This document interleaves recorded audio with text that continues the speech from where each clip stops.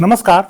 इस अंक में आप सभी का बहुत बहुत स्वागत है। आज के इस अंक में हम समझने का प्रयास करेंगे कि आरटीई एक्ट की धारा 23 का सब सेक्शन 2 अर्थात क्लाउज 2 क्या कहता है। जैसा कि हम लोगों ने पिछले वीडियो में आरटीई एक्ट का सेक्शन 23 का टाइटल और उसका सब सेक्शन 1 अर्थात क्लाउज 1 के बारे में समझा, पढ़ा और जाना, और हम लोगों ने विश्लेषण में यह पाया कि यह कानून, यह एक्ट केवल नई नियुक्तियों के लिए है, इसका पुरानी नियुक्तियों से कोई वास्ता नहीं है। अर्थात यह एक्ट पुराने नियुक्त शिक्षकों के लिए कुछ नहीं कहता है, उन पर किसी तरह का कोई बाध्यता नहीं डालता है। जिन शिक्षकों की नियुक्ति आरटीई एक्ट लागू होने से पहले हो चुकी थी, उनके संबंध में इस एक्ट में कुछ नहीं कहा गया है। आज हम सेक्शन 23 का सब सेक्शन 2 पढ़ेंगे और जानेंगे कि आखिर सब सेक्शन 2 क्या कहता है, क्या यह पुराने नियुक्त शिक्षकों के लिए कुछ कहता है या नहीं कहता है। यदि आप लोगों ने पुराने अंक को नहीं देखा है, जिसमें मैंने सेक्शन 23(1) का विश्लेषण किया था, तो आप उस वीडियो को अवश्य देख लीजिएगा, तब आपको सारी बातें साफ साफ समझ आएगी। अब हम आरटीई एक्ट का सेक्शन 23 का सब सेक्शन 2 पढ़ने और समझने जा रहे हैं। यह सेक्शन यह कहता है कि where a state does not have adequate institutions offering courses और training in teachers educations or teachers possessing minimum qualifications as laid down under subsection 1 are not available in sufficient numbers, the central government may, if it deems necessary by notification, relax the minimum qualifications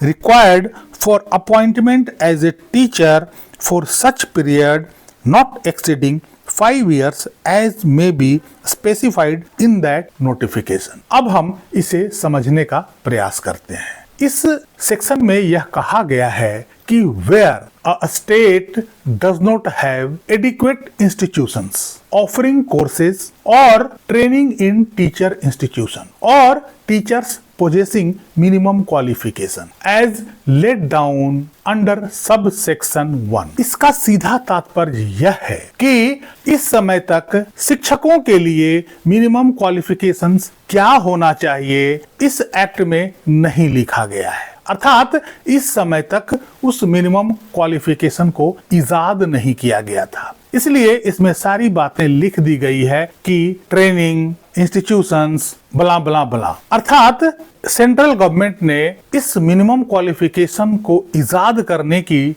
duty या authorisation NCTE को दिया हुआ था, और NCTE क्या minimum qualification तय करता है, इसकी जानकारी इस समय तक नहीं थी। हो सकता है कि एनसीटीई टीचरों के लिए स्पेशल ट्रेनिंग की बात, स्पेशल कोर्सेज की बात या कोई कॉम्पिटिटिव एग्जाम की बात क्या करेगी, इसके बारे में कोई जानकारी नहीं थी। इसलिए इस सेक्शन में लिखा गया है कि जो सब सेक्शन 1 के तहत एनसीटीई मिनिमम क्वालिफिकेशन को तय करेगा, चाहे वो ट्रेनिंग हो या कॉम्पिटिटिव एग्जाम हो या कोई कोर्सेज हो, यदि वैसा शिक्षक उस राज्य में उस समय अवेलेबल नहीं है या राज्य के पास वैसा ट्रेनिंग या वैसा कोर्सेज की फैसिलिटी नहीं है जो एनसीटीई द्वारा दिया जाना है, तो the central government may, if it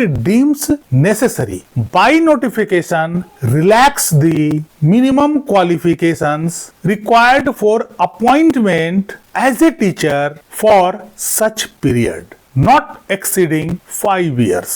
अर्थात जिन राज्यों में ऐसी फैसिलिटी शिक्षकों को ट्रेनिंग देने के लिए या शिक्षकों को इस तरह का कॉम्पिटिटिव एग्जाम दिलाने के लिए जो एनसीटीई तय करेगी, यदि उस राज्य में उस समय अवेलेबल नहीं है, तो उन राज्यों को 5 साल का रिलैक्सेशन दिया गया है। अर्थात सभी राज्यों को 5 साल के लिए छूट दी गई, रिलैक्सेशन दिया गया कि इस पीरियड में वे बिना इस मिनिमम योग्यता हासिल किए व्यक्तियों की भी नियुक्ति कर सकती है। अर्थात इस सबसेक्शन में जो बातें मुख्य रूप से कही गई है वो ये कि हर राज्य को मैक्सिमम 5 साल का रिलैक्सेशन है और इस पीरियड के दौरान वो वैसे व्यक्तियों की भी शिक्षक के रूप में नियुक्त कर सकते हैं जिनके पास यह मिनिमम क्वालिफिकेशन नहीं है, लेकिन यह पीरियड मैक्सिमम 5 साल तक का ही है। इसके बाद हर राज्य को न्यूनतम योग्यता प्राप्त किए हुए व्यक्तियों को ही शिक्षक के रूप में नियुक्त करना होगा। यह रिलैक्सेशन केवल 5 साल तक के लिए राज्यों को दी गई है। इस बीच जो भी न्यूनतम योग्यता NCTE द्वारा तय की जाएगी उसके लिए वो व्यवस्था बना ले। इस सब सेक्शन में भी अपॉइंटमेंट की ही बात करता है, ना ही ऑलरेडी अपॉइंटेड और इन सर्विस टीचर की बात। यहाँ आप गौर से देखेंगे तो इस सेक्शन में भी अपॉइंटमेंट शब्द ही यूज किया गया है। अर्थात यह सेक्शन भी पूरी तरीके से स्पष्ट है कि नई शिक्षकों की नियुक्ति की ही बात करती है, पुराने शिक्षकों की कोई बात नहीं करता। वैसे शिक्षक जिनकी नियुक्ति RTE एक्ट लागू होने से पहले हुई है उनके लिए ऐसी कोई बाध्यता नहीं है। इस सेक्शन में ऐसा कहीं नहीं कहा गया है कि वे शिक्षक जो इन सर्विस हैं या जिनकी नियुक्ति RTE एक्ट लागू होने से पहले हुई है उनको भी यह मिनिमम क्वालिफिकेशन हासिल करना होगा। तो आखिर इन सर्विस शिक्षकों के लिए टेट को पास करने का रायता फैला कहां से? इसमें एक बात और ध्यान देने योग्य है कि सरकार ने जो राज्य सरकारों को 5 साल का रिलैक्सेशन दिया है वो रिलैक्सेशन का डेट कब से शुरू होगा।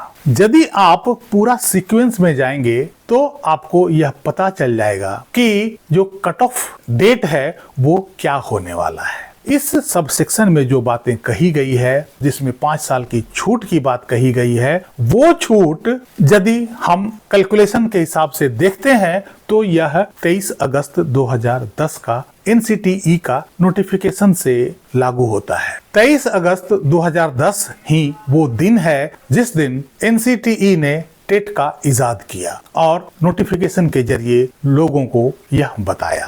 तो ये मेरा मानना है कि 23 अगस्त से ही 5 साल का जो रिलैक्सेशन पीरियड है राज्यों के लिए मिला है इस सब सेक्शन के थ्रू वो वहीं से काउंट होगा। यही कारण है कि 5 साल के हिसाब से 2015 को पूरा हो जाता है और आगे आप कैलकुलेशन देखेंगे तो जो 2017 का अमेंडमेंट हुआ था वहां भी यही कारण से 2015 से उस पीरियड को अगले 4 साल के पीरियड को काउंट किया गया। अर्थात यदि हम 2010 से काउंट करते हैं तो 2015 5 साल हो जाता है और जो 2017 के अमेंडमेंट में सरकार ने 4 साल और बढ़ाया है जो कि 31 मार्च 2019 तक किया गया है वो 2015 से काउंट करने के बाद ही 4 साल पूरा होता है। अर्थात कुल मिलाकर भारत सरकार द्वारा 9 साल का जो समय दिया गया था उसकी गिनती 2010 से ही पूरी होती है। यदि आप कैलकुलेशन पूरा देखेंगे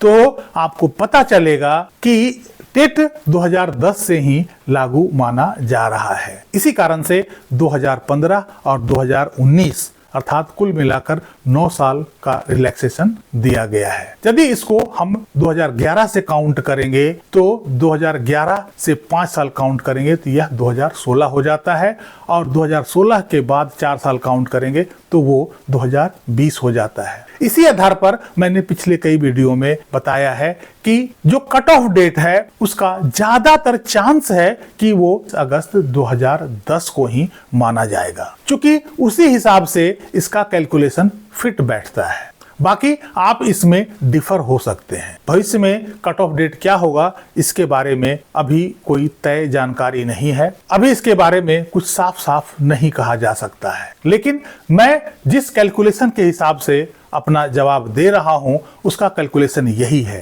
कि 2010 से 5 साल की छूट दी गई थी जो 2015 में समाप्त होती थी और यही कारण है कि 2017 के अमेंडमेंट में इसे 4 साल बढ़ाकर 2015 से 2019 किया गया। यदि 4 साल 2016 से काउंट होता तो यह 2020 तक लागू होता, लेकिन ऐसा नहीं हुआ। सरकार का कैलकुलेशन 2010 से ही शुरू हो रहा है। आपका ओपिनियन इसमें अलग हो सकता है, क्योंकि यह बड़ा विवादित प्रश्न है और यह बड़ा अस्पष्ट है, इसलिए मैं इसमें साफ तौर पर कुछ नहीं कह सकता हूं। मैंने जिस कैलकुलेशन के हिसाब से आपको बताया है या पिछले कई वीडियो में बता चुका हूं, उसका कैलकुलेशन यही था और इसी कारण से मुझे ज्यादा फेथ अगस्त 2010 पर ही जाता है कि वही आगे आने वाला समय में कट ऑफ डेट होना चाहिए। हो सकता है कि यह 29 जुलाई 2011 भी हो, लेकिन जिस तरह से मैं कैलकुलेट किया उस प्रकार से मैंने आपको बता दिया। अब तक हम लोगों ने यह देखा है कि आरटीई एक्ट का सेक्शन 23 का सब सेक्शन 1 और सब सेक्शन 2, इस दोनों जगह कहीं भी सेवारत शिक्षकों की बात नहीं कही गई है। दोनों जगह केवल अपॉइंटमेंट की बात कही गई है, नई नियुक्तियों की बात कही गई है। इसलिए कानून का पूरा स्पष्ट उद्देश्य है कि इस मिनिमम क्वालिफिकेशन को हासिल करने का दायित्व सेवारत शिक्षकों के ऊपर नहीं है। यदि कानून की ऐसी मंशा होती या कानून बनाने वाले का ऐसा मंशा होता तो इसमें सेवारत शिक्षकों के बारे में कुछ न कुछ जिक्र अवश्य होता। कानून बनाने वालों को इस बात का पता था कि यदि सेवारत शिक्षकों के ऊपर ऐसी कोई नई शर्त लगा दी जाए तो यह न्याय के मौलिक अधिकारों का उल्लंघन होगा। इसलिए ऐसी कोई शर्त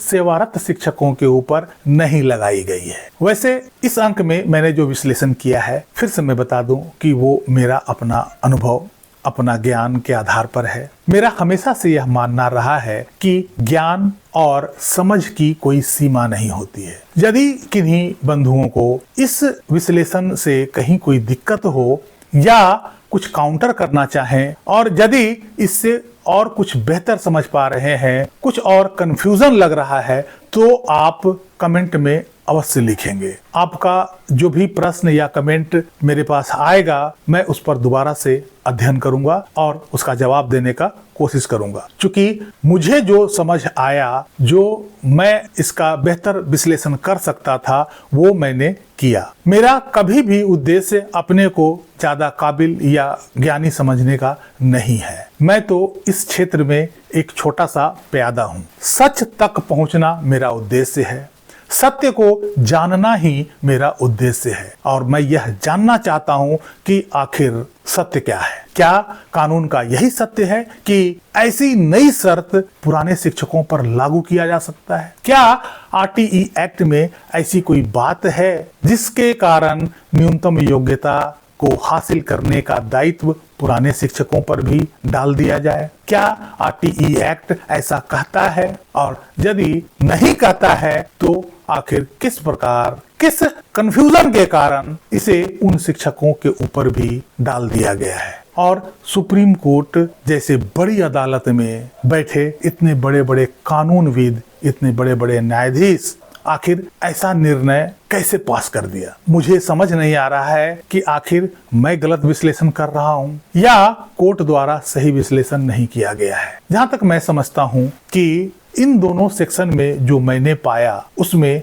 इन सर्विस शिक्षकों के लिए कहीं ऐसी कोई बाध्यता नहीं है और यही टेट का मूल है, जड़ है। अब अगले अंक में हम देखेंगे कि इसके प्रोवाइजो क्या कहता है। इसमें एक प्रोवाइजो तो एक्ट के साथ ही जुड़ा हुआ था और दूसरा प्रोवाइजो जो 2017 में अमेंडमेंट हुआ था उसके अनुसार जोड़ा गया। अर्थात 2017 में जो अमेंडमेंट हुआ था उसे इस एक्ट में प्रोवाइजो के तौर पर जोड़ा गया है। तो अगले अंक में हम समझेंगे कि आखिर प्रोवाइजो क्या होता है और इन दोनों प्रोवाइजो का क्या अर्थ होता है, इन दोनों प्रोवाइजो क्या कहता है। इस अंक में यहीं तक। कैसी लगी जानकारी कमेंट करके जरूर बताइएगा। वीडियो को लाइक कीजिएगा, चैनल को सब्सक्राइब कीजिएगा। मिलते हैं अगले अंक में, तब तक के लिए जय हिंद, वंदे मातरम।